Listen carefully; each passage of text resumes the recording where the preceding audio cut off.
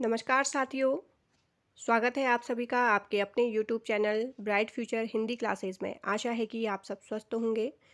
अभी तक हमने आदिकाल की व्याख्या देखी थी इससे पहले की वीडियोस में, और उससे संबंधित वस्तुनिष्ठ प्रश्न हमने देखे थे। तो जिन्होंने भी वो वीडियोस नहीं देखी हैं वो मेरे डिस्क्रिप्शन बॉक्स में जाकर देख सकते हैं। मैंने वहाँ पर उन दोनों ही वीडियोस का लिंक शेयर किया हुआ है। प्रश्न बहुत ही अच्छे रखे गए थे उसमें, तो आप ज़रूर उन वीडियोस को देखिए।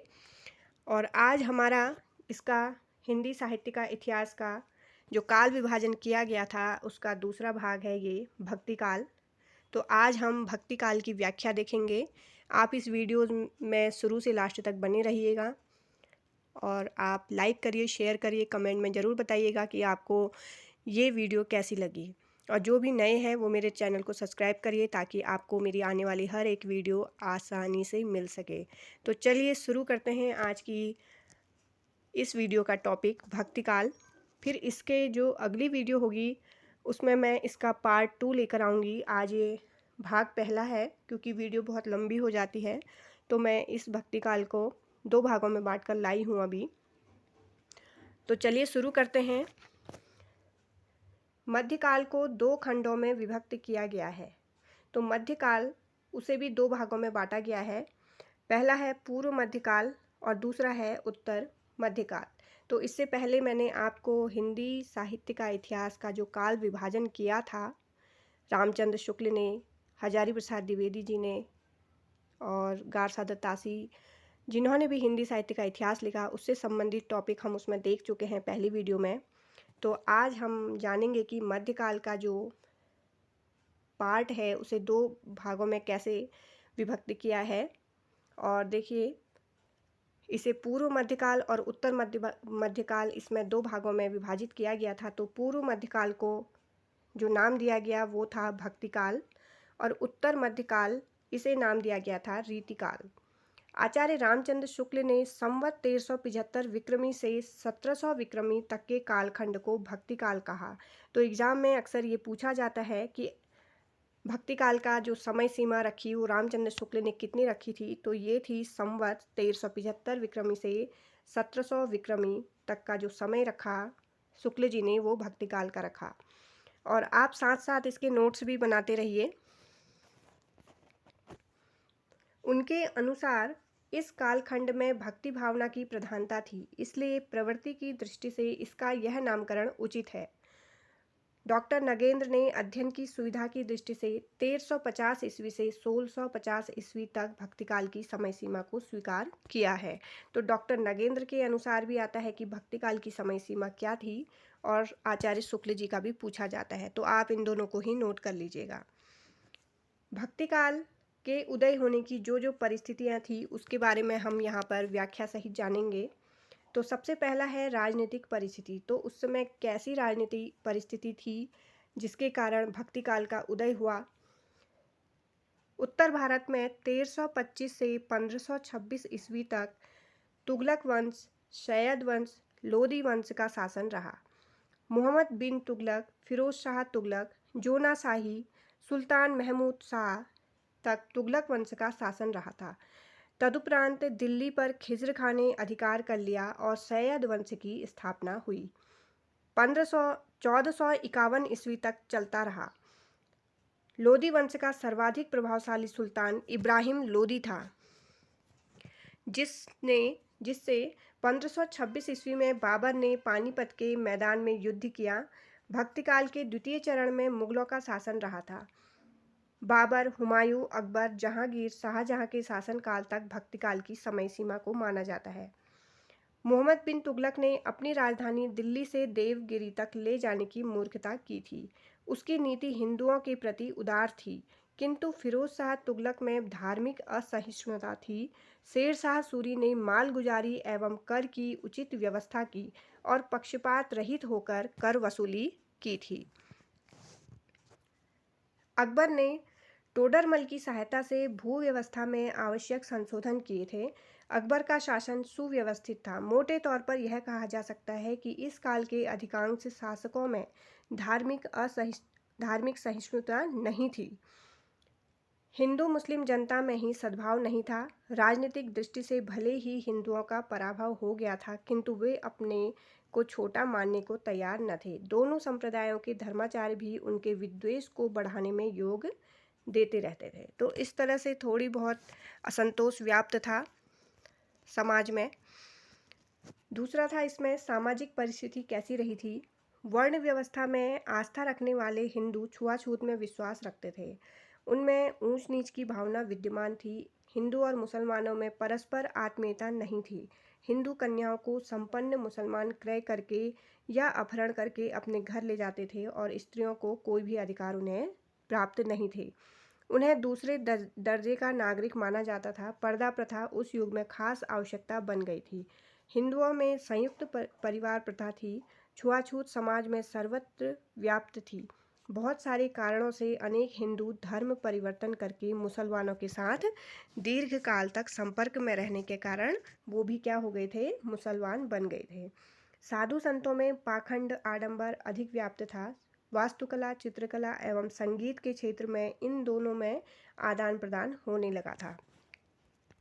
तीसरी जो परिस्थिति थी उस समय की, धार्मिक परिस्थिति कैसी थी, जो कि भक्ति काल के उदय का कारण बनी। बौद्ध धर्म विकृत होकर हीनयान एवं महायान शाखाओं में बहुत पहले बढ़ चुका था। ये मैंने पहली वीडियो में, जिसमें मैंने आदिकाल के बारे में बताया है, तो उसमें ये वर्णन किया गया है कि बौद्ध धर्म किस तरह से हीनयान और महायान में बटा और किस तरह से उसकी जो पहला जो रूप था बौद्ध धर्म का, वो कैसे विकृत हो गया था। वज्रयानियों को ही क्या कहा जाता है, सिद्ध कहा गया था। महायान संप्रदाय ने जनता के निम्न वर्ग को जादू टोना, अभिचार, तंत्र मंत्र, चमत्कार दिखाकर प्रभावित कर लिया था और नाथों एवं सिद्धों में कर्मकांड के स्थान पर गुरु को महत्व दिया गया। ईश्वर को घट घट व्यापी एवं निराकार माना गया था। भक्ति काल में प्रवर्तित संत मत की धार्मिक भूमि सिद्धों और नाथों ने ही तैयार कर दी थी। मुसलमान मूर्ति पूजा के विरोधी थे तथा मूर्ति भंजन में वो क्या करते थे, विश्वास रखते थे। वे भी हिंदुओं की भांति माला फेरते थे, हज यात्रा करते थे, मस्जिद में अजान देते थे, रोजा रखते थे। हिंदुओं और मुसलमानों में धर्म का बाह्य आडंबर तो था, किंतु आंतरिक शुद्धि का भी अभाव था। भक्ति का जो स्रोत दक्षिण भारत में प्रकट हुआ, उसके प्रचार प्रसार के लिए इस समय उत्तर भारत में अनुकूल वातावरण था।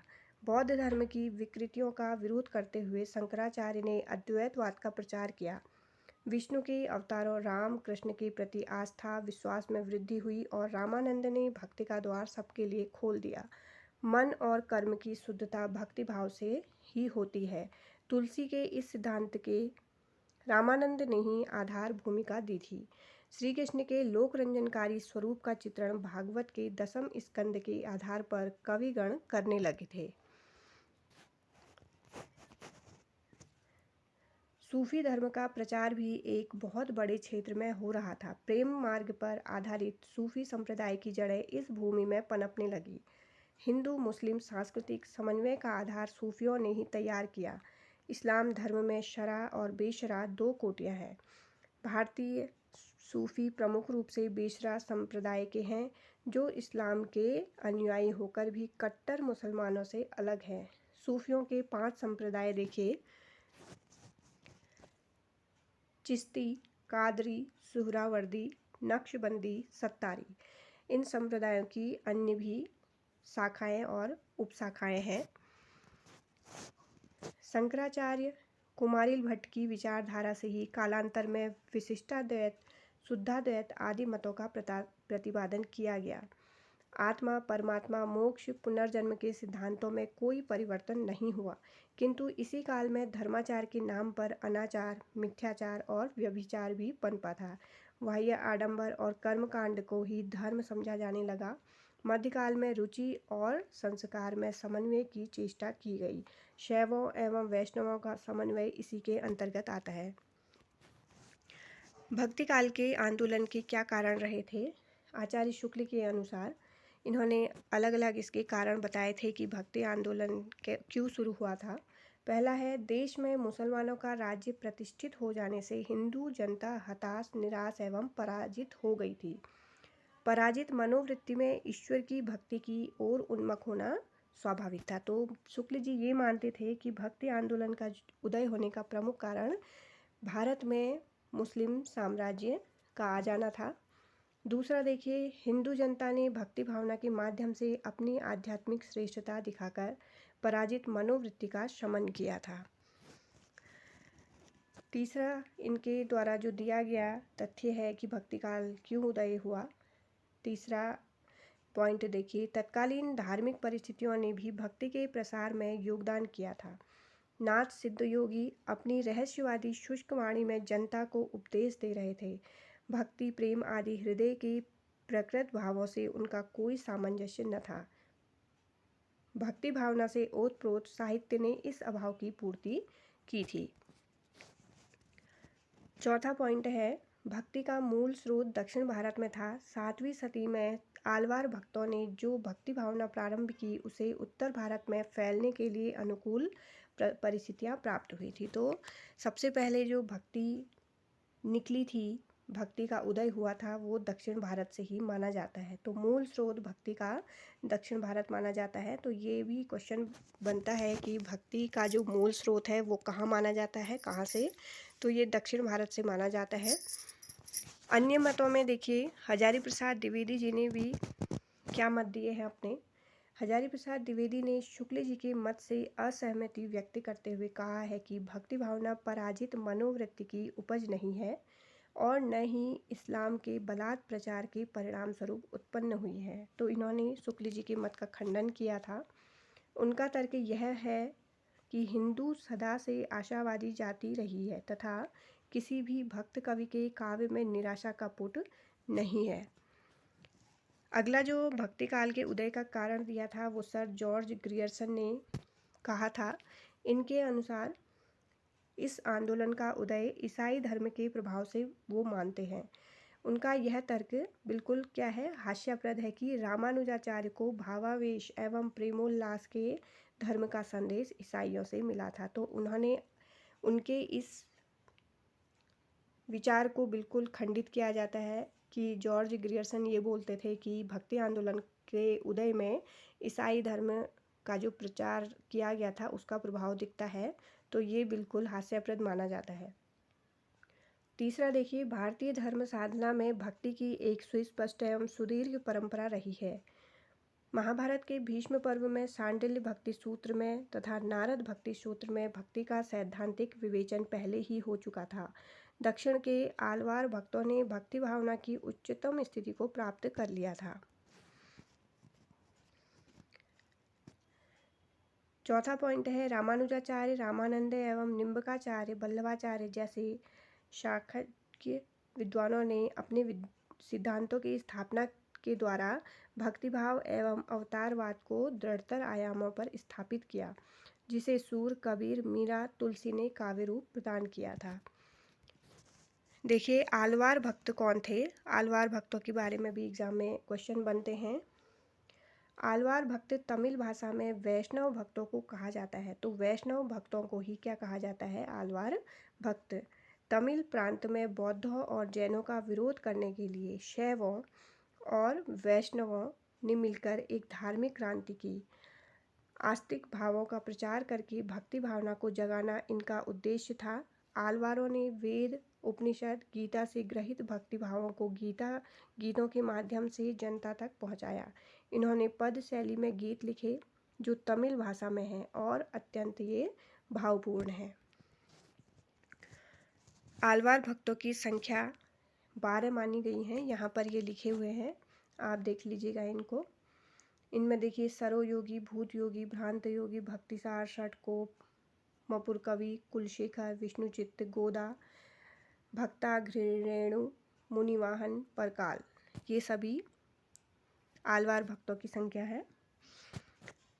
इनकी तमिल भाषा में जो नाम हैं वो अलग हैं और इनके लिखे 4000 पदों का संकलन दिव्य प्रबंधम नाम से किया गया है। तो ये क्वेश्चन भी बनता है कि दिव्य प्रबंधम में किन के पदों का संकलन किया गया है। तो आलवार भक्तों के पदों का संकलन इसमें किया गया है और इसमें कितने पद हैं, इसमें 4000 पद हैं।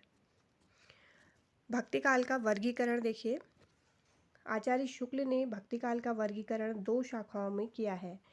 पहला है, देखिए भक्ति काल को कैसे बांटा है इन्होंने, निर्गुण धारा और सगुण धारा। पहला इन्होंने निर्गुण शाखा में बांटा उसे, और दूसरा सगुण शाखा में। और फिर से इन्होंने क्या किया कि निर्गुण शाखा को इन्होंने 2 धाराओं में बांटा, पहला संत काव्य, दूसरा सूफी काव्य। और जबकि सगुण धारा को राम काव्य धारा और कृष्ण काव्य धारा, इसे भी इन्होंने सगुण धारा को 2 भागों में विभाजित किया। और इन चारों धाराओं के प्रतिनिधित्व करने वाले जो प्रमुख कवि रहे 4, उनके नाम यहाँ पर दिए हैं। कबीर, जो कि संत काव्य धारा के प्रमुख कवि थे, जिन्हें ज्ञानाश्रयी भी बोला जाता है। और दूसरा है जायसी, जो सूफी काव्य धारा, जिसे प्रेमाश्रयी शाखा बोला जाता है। तीसरे थे तुलसी, ये राम काव्य से संबंधित थे। और चौथे थे सूरदास, ये कृष्ण काव्य धारा से संबंधित थे। निर्गुण भक्ति के जो महत्वपूर्ण बिंदु हैं वो यहाँ पर दिए हुए हैं। पहला है, ये ईश्वर को निर्गुण, निराकार, घटव्यापी, सूक्ष्म माना गया इसमें। दूसरा है, सामान्यतः निर्गुण भक्ति का संबंध ज्ञान मार्ग से जोड़ा जाता है। तीसरा है, निर्गुण भक्ति में गुरु को विशेष महत्व प्रदान किया गया है। चौथा है, निर्गुण एवं निराकार ब्रह्म से भावात्मक संबंध जोड़कर रहस्यवाद को काव्य में निर्गुण परंपरा के भक्त कवियों ने स्थान दिया गया है। पांचवा है, ईश्वर के नाम की महत्ता पर निर्गुण भक्त कवियों ने भी बल दिया है। छठा है, निर्गुण भक्ति में माधुर्य भाव का समावेश होने पर रहस्यवाद का उदय होता है। सातवां, संत काव्य का मूल आधार शंकर का अद्वैत दर्शन है, वे जीव को विशुद्ध ब्रह्म का तत्व मानते हैं। आठवां, संतों ने नाम जप पर विशेष बल दिया, वे मानसिक भक्ति पर बल देते हैं जो पूर्णतः आडंबर विहीन होता है। नवां है, जाति वर्ण के अंतर को दूर करके मानव मात्र की एकता का प्रतिपादन करते हुए सामाजिक समरसता लाने का प्रयास किया गया है इसमें। और 10वां है, निर्गुण भक्ति में सहज साधना पर भी बल दिया गया है, जिसने धार्मिक जीवन की दुरूहताओं को कम किया है। देखिए, इसमें भक्ति काल में प्रमुख वैष्णव संप्रदाय ये क्या था, इसके बारे में भी हम यहाँ पर जानकारी प्राप्त करेंगे। पहला है, वैष्णव धर्म में विष्णु पूजा को स्थान दिया गया है। दूसरा है, विष्णु और वासुदेव की एकता भागवत धर्म एवं शाश्वत धर्म में स्थापित की गई है। वासुदेव ही इसके प्रवर्तक हैं। वासुदेव और शाश्वत धर्म, शाश्वत जो शब्द है वो एक दूसरे के पर्यायवाची माने जाते हैं। तीसरा है, 5 रात्र में रात्र का अर्थ ज्ञान है। 5 रात्र का अर्थ है 5 प्रकार के ज्ञान का अच्छी तरह बोध होना। ये 5 ज्ञान क्या है, परम तत्व, मुक्ति, भुक्ति, योग, विषय जिसे संसार बोला जाता है। तो ये इनके 5 ज्ञान हैं। शंकराचार्य ने 5 रात्र धर्म की प्रतिष्ठा की थी। तो 5 रात्र धर्म की प्रतिष्ठा किसने की थी, ये की थी शंकराचार्य ने। पांचवा है, वैष्णव भक्ति के तत्व गीता में भी उपलब्ध होते हैं। इसके अतिरिक्त शांडिल्य भक्ति सूत्र, नारद भक्ति सूत्र में भक्ति का सांगोपांग विवेचन किया गया है। शांडिल्य भक्ति सूत्र में भक्ति के 2 भेद, परा और अपरा, बताए गए हैं। और ये क्वेश्चन भी बनता है कि परा और अपरा ये किसके भेद बताए गए हैं, तो ये हैं शांडिल्य भक्ति सूत्र में। शांडिल्य भक्ति सूत्र के ये 2 भक्ति के 2 भेद बताए गए हैं, परा और अपरा। तो परा और अपरा किसके भेद हैं, ये हैं भक्ति के 2 भेद हैं। छठा है, नारद भक्ति सूत्र में ईश्वरीय प्रेम को ही भक्ति कहा। सातवां है, भागवत पुराण में कृष्णावतार को विस्तृत रूप से चित्रित किया गया है। कृष्ण भक्ति कवियों ने अपनी आधारभूत सामग्री यहीं से ग्रहण की है। प्रमुख वैष्णव आचार्य यहाँ पर दिए गए हैं, आप इनमें से ज़रूर मुख्य पॉइंट लिख लीजिएगा। इनका जो समय माना जाता है वो 11वीं सदी से 16वीं सदी तक। वैष्णव भक्ति के जो आचार्य हैं उनका काल माना जाता है 11वीं सदी से 16वीं सदी तक। तो प्रमुख आचार्य देखिए वैष्णव आचार्य, पहले हैं रामानुजाचार्य। रामानुजाचार्य का समय 1017 ईस्वी से 1127 ईस्वी है। ये राम को विष्णु का अवतार मानते हैं। इनके सिद्धांत को विशिष्टाद्वैत कहते हैं। वे भक्ति को मुक्ति का साधन मानते हैं। तत्वमसि का अर्थ उन्होंने किया है कि तू उसका सेवक है। वे जीव को दास और ईश्वर को स्वामी मानते हैं। भगवान की शरण में दास्य भाव से जाकर ही जीवात्मा का कल्याण होता है। उनके द्वारा प्रवर्तित संप्रदाय को श्री संप्रदाय भी कहा जाता है। तो रामानुजाचार्य ने जिस संप्रदाय का प्रवर्तन किया था वो था श्री संप्रदाय। रामानुजाचार्य से सर्वाधिक प्रभावित हिंदी कवि गोस्वामी तुलसीदास है। तो इनके सिद्धांतों को विशिष्टाद्वैत भी कहा जाता है। दूसरा है माधवाचार्य। माधवाचार्य का जन्म 1199 में दक्षिण भारत के बेली ग्राम में हुआ था। इनका दीक्षांत नाम आनंद तीर्थ था। 8 मंदिरों का निर्माण करने वाले माधवाचार्य ने वैष्णव भक्ति के प्रचार में विशिष्ट योगदान किया। इनका मत द्वैतवाद कहलाता है। तो इनके मत को कहा जाता है द्वैतवाद। इन्होंने अद्वैतवाद का घोर विरोध किया। ये जगत को सत्य मानते हैं तथा ईश्वर और जीव में भेद नहीं मानते। वास्तविक सुख की अनुभूति ही मुक्ति है, जिसे अमला भक्ति से प्राप्त किया जा सकता है। इनके द्वारा जो प्रवर्तित संप्रदाय है वो है ब्रह्म संप्रदाय। तीसरे जो आचार्य रहे वैष्णव आचार्य वो थे विष्णु स्वामी।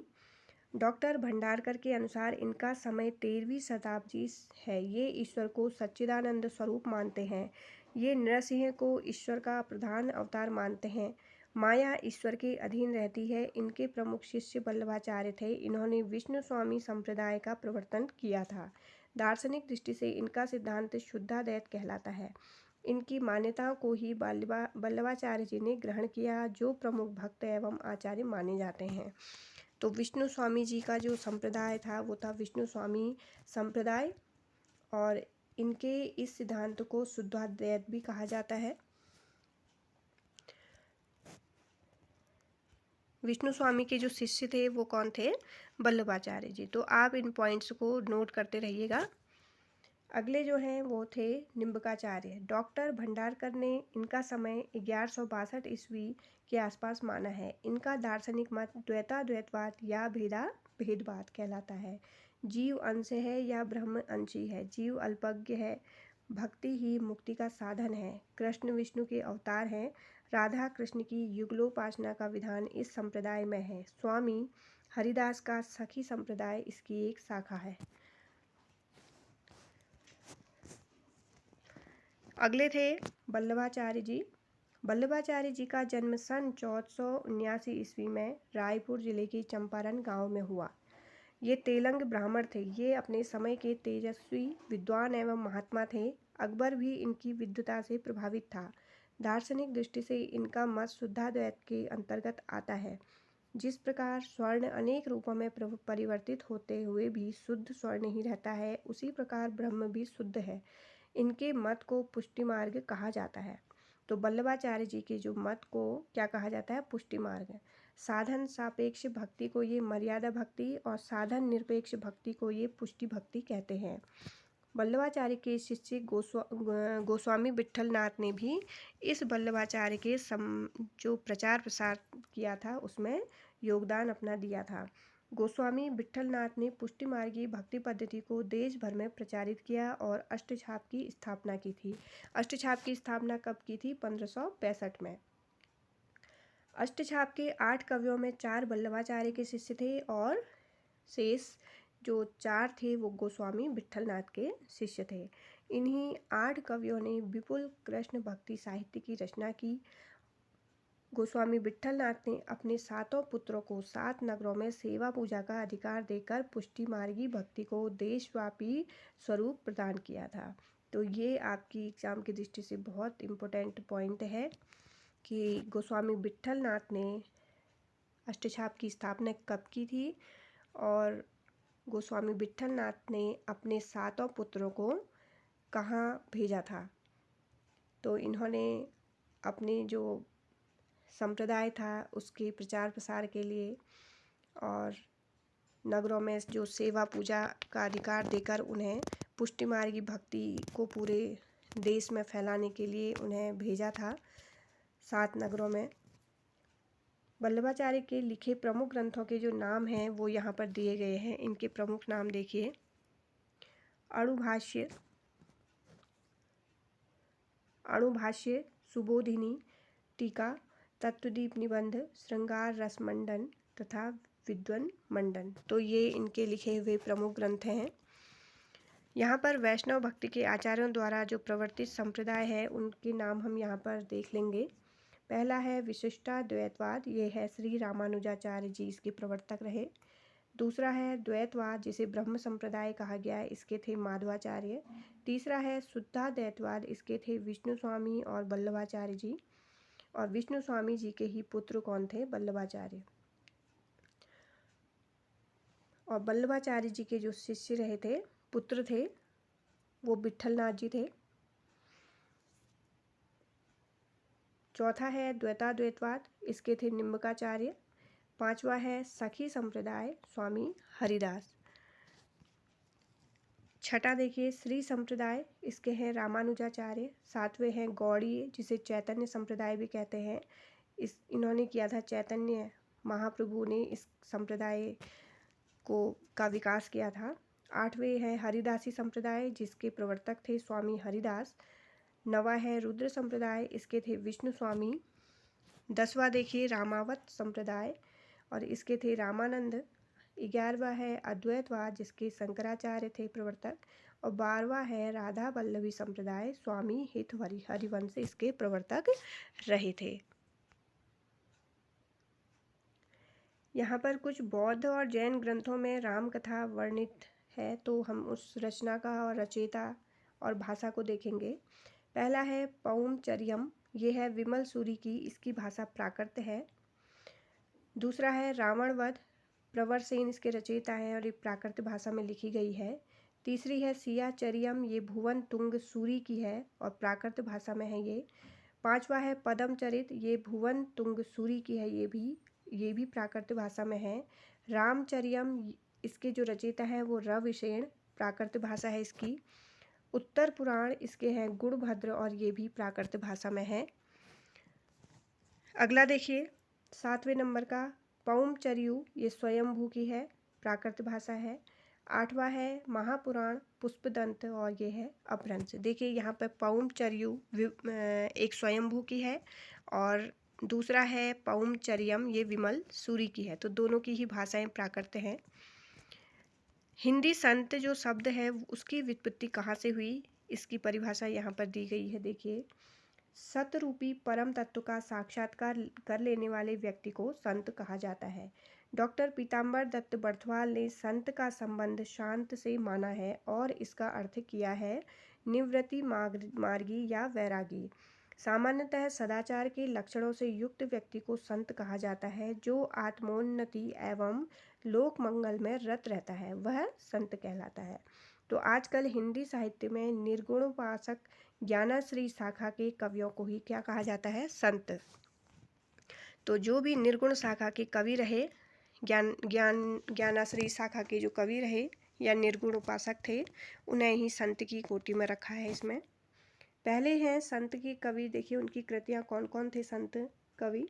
कबीरदास, जीवन काल इनका 1398 से 1518 ईस्वी। रचनाएं इनकी बीजक और इसका संकलन किया है धर्मदास ने। और देखिए इनका कबीर ग्रंथावली, जिसका संकलन किया है बाबू श्याम सुंदर दास जी ने। साखी सबद और रमैनी, ये भी इनकी रचनाएं हैं।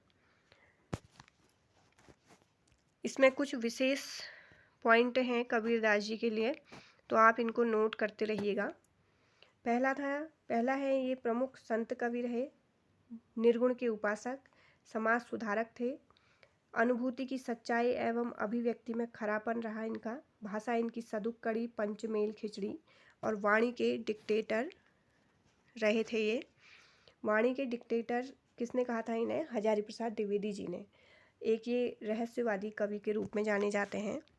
दूसरे हैं जो संत कवि रहे वो थे रैदास, इन्हें रविदास भी कहा, रविदास इनका मूल नाम है। जीवन काल इनका 1398 से 1448। इनकी जो प्रमुख रचनाएं देखिए, रविदास की वाणी 40 पद गुरु ग्रंथ साहिब में संकलित है। इनके जो 40 पद हैं वो गुरु ग्रंथ साहिब में संकलित हैं। विशेष में देखिए मीरा के गुरु थे ये रामानंद के शिष्य रहे। प्रभु जी तुम चंदन हम पानी, इन पंक्तियों के रचयिता हैं। उपमा और रूपक, इनका विशेष प्रिय जो अलंकार थे, ये उपमा और रूपक का प्रयोग करते थे अपनी रचनाओं में। अगला है नानक देव। जीवन काल देखिए 1469 से 1538। रचनाएं इनकी जपुजी, असादीवार, रहीरास, सोहिला, गुरु ग्रंथ साहिब में इनके पद संकलित हैं। और विशेष में तलवंडी में इनका जन्म हुआ था। सिख संप्रदाय के प्रवर्तक हैं। पिता का नाम कालूचंद, माता का नाम तृप्ता। निर्गुण ब्रह्म के उपासक, शांत रस की प्रमुखता। और पंजाबी और ब्रज भाषा का इन्होंने प्रयोग किया था। अगले कवि जो हैं वो हैं हरिदास निरंजनी। जीवन काल 1455 से 1543। रचनाएं हैं अष्टपदी, योग ग्रंथ, ब्रह्म स्तुति, हंस प्रबोध ग्रंथ, निरपक, मूल ग्रंथ, पूजा जोग ग्रंथ, संग्राम जोग ग्रंथ है। और विशेष में देखिए निरंजनी संप्रदाय के कवि, नाथ पंथ एवं संत काव्य के बीच की कड़ी थे ये। मारवाड़ में इनके नाम पर कई मठ और गद्दियाँ हैं। सरल ब्रज भाषा में काव्य रचना की। संतों को ईश्वर के समान पूज्य मानते थे। अगले जो कवि थे वो थे दादू दयाल। इनका जीवन 1544 से 1603। रचनाएं हरडेवाणी, अंगबधू, दादू दयाल। इसका संपादन जो किया था वो परशुराम चतुर्वेदी जी ने किया था, दादू दयाल का संपादन। विशेष में धर्म सुधारक थे ये, समाज सुधारक कवि, रहस्यवादी कवि के रूप में विख्यात। जाति के ये मुसलमान थे। दादू पंथ के प्रवर्तक, जिसे ब्रह्म संप्रदाय भी कहते हैं। और पांचवा है रज्जब सुंदरदास और प्रागदास, इनके शिष्य रहे और ये ब्रज भाषा के कवि थे। अगले जो कवि हैं वो हैं मलुकदास।